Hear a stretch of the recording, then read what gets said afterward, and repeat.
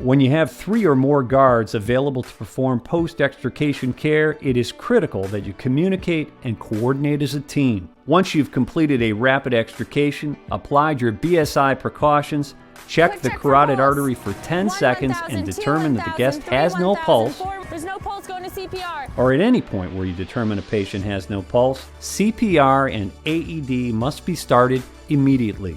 When multiple rescuers are available, the team will initiate CPR using a bag valve mask for oxygen support.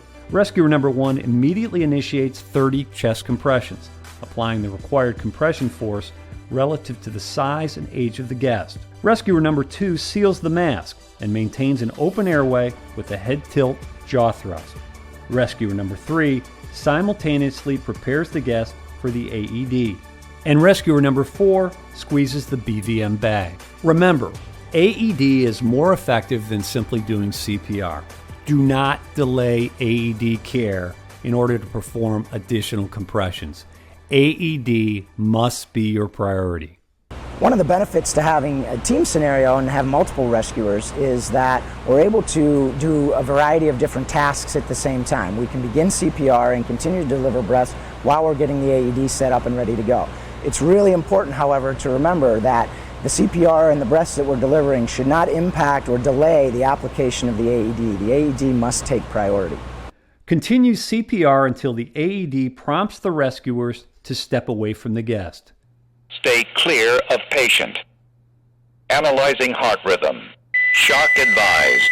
After an analysis is completed or a shock is delivered and it is safe to touch the guest, it is safe to touch the patient.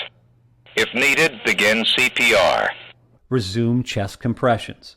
Lifeguards need to know their role, and they need to be comfortable in all of the roles because multiple things are happening when we get into a full-blown CPR situation.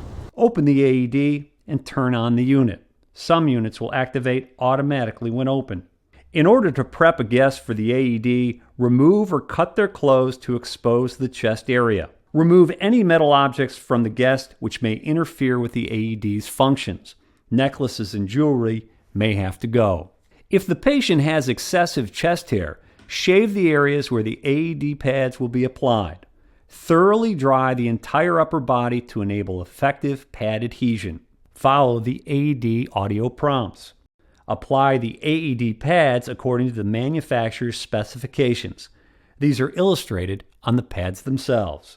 You can briefly pause CPR if necessary to attach the pads, but remember, CPR must continue until the AED prompts the rescuers to stand away from the guest. Stay clear of patient. The AED will either prompt rescuers to deliver a shock or give alternative care instructions. Analyzing heart rhythm. Shock advised. Stay clear of patient. If a shock is advised, confirm that no one is touching the patient. Then push the button to deliver the shock. Shock delivered. Be sure emergency medical services have been called. If the AED gives alternative care instructions, no shock advised. It is safe to touch the patient. If needed, begin CPR.